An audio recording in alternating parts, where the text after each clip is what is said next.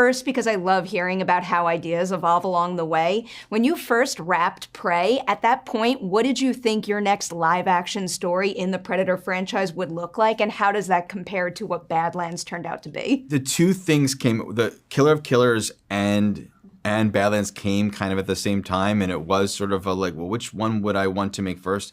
Also, in fairness, there was a third idea that I'm not speaking to, but they were all equally like, oh my gosh, wait a second. The fun thing wasn't just that would be so cool. A Predator movie hasn't done that yet, but also all of science fiction hasn't had a movie like this.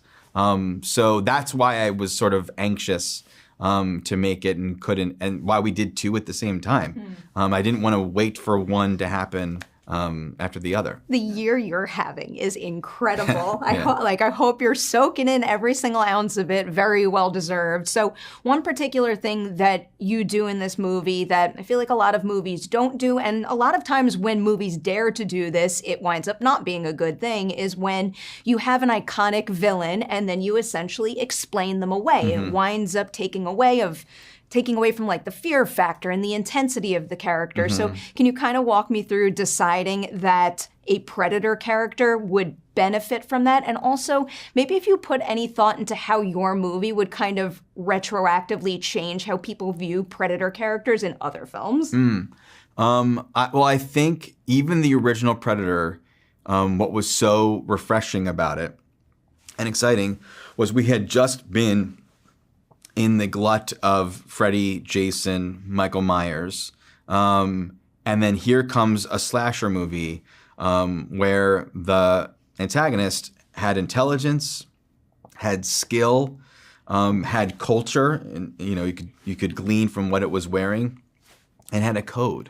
Like nowhere in any of those other movies could you imagine them disarming themselves and deciding to fight their prey or their victim, toe-to-toe, mano-a-mano with honor. But that was all instinctually a part of the Predator concept.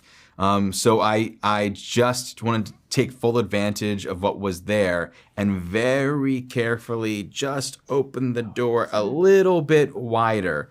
I knew it would be a trap to go fully deep dive and have it be Predator origins or be more lore focused than story focused, or make a movie about the Senate trade agreements between the different Yautja tribes.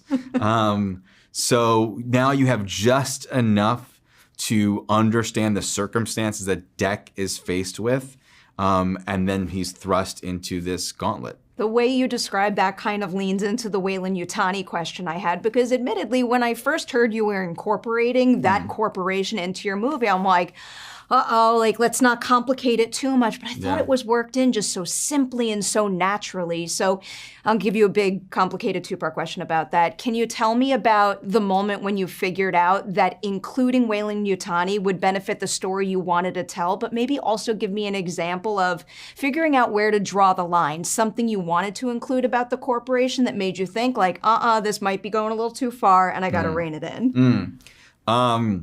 Well, I think it feels so organic and natural to the story because we didn't have the idea of, Weyland-Yutani, let's put that in the movie. It came from not wanting to include any humans in the movie, and then deciding on a story of a monster and a robot, how cool that would be, and then realizing I know a company that makes robots that we can actually include. So that it came to the story, like the vortex of the narrative sucked it in as opposed to us trying to jam it in. Was there anything that was too far? I certainly, two things were challenging. One I wanted to sort of have more, well, no, we ended up doing that. I mean, what was challenging was time period because we are set so far in the future, purposefully, so that we didn't step on the toes of whatever Fede was doing, or of course whatever Noah Hawley was doing, and yet still wanted things to feel Weyland-Yutani, and the kind of the thing that makes it feel Weyland-Yutani is a lot of like MS-DOS style prompts and analog buttons and features. So walking the line between it feeling furthest in the future that we've seen them, yet also has some qualities that feel tethered to those aesthetic ideas in the franchise was a challenge. Yeah. So incredibly well done. I was so impressed. Leaning into Deck a little now, I'll give you another big, complicated two-part question, kind of structured the same way that I did my original one. When you first came up with that character, what did you picture him looking like initially, and what kind of tools did you think you would need to use in order to bring him to life, and how does that ultimately compare to how you all went about it and what he looks like in the finished film? The main aesthetic difference was when we first started out, I thought what made him a runt was going to be that he was blind. I was thinking a lot about Blind Fury with Rutger Hauer and Book of Eli, which is kick-ass, and thought that would be the exciting thing, is to see this runt of the litter that has to compensate, and he was going to use the clicks with a mask that he had made himself as a form of echolocation, so to embrace the predator vision in a new way.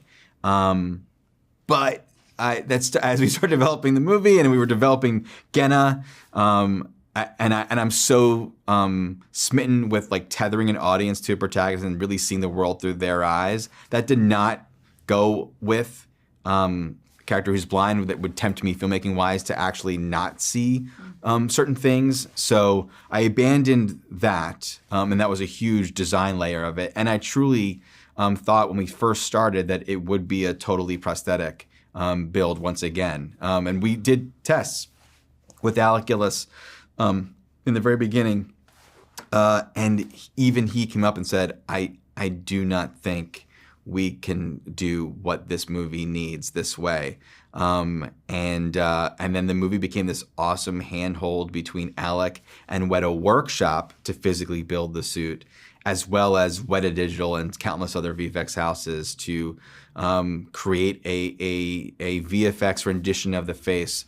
Demetrius is still in a full body prosthetic suit. We still wanted to honor the franchise, but we needed the nuances and the range that only we can get now with visual effects to take over in certain areas. So good. I'll end with one question that makes me feel like a jerk, because one, I don't want to box you into the Predator franchise, but also this movie hasn't even come out yet. But I see what you do with these movies, and I see endless creative possibilities. So it does leave me wondering, what is an unexplored corner of the Predator franchise that you think would be most creatively fulfilling for you to explore next? There's now so many ways in which we can explore it in the animated setting, in the live action setting. There's so many different characters who we can pursue. In some ways, I think of different times we could go to, but also of different kinds of places we can go to that we've never seen. And there's certain kinds of journeys that we've never seen a sci-fi franchise take on, and some of those are the most exciting for me. I usually like to get hyper specific with my question, but because of what you have accomplished thus far, I had to keep that one broad because, again, possibilities are endless. Yeah. Congratulations. Thank you.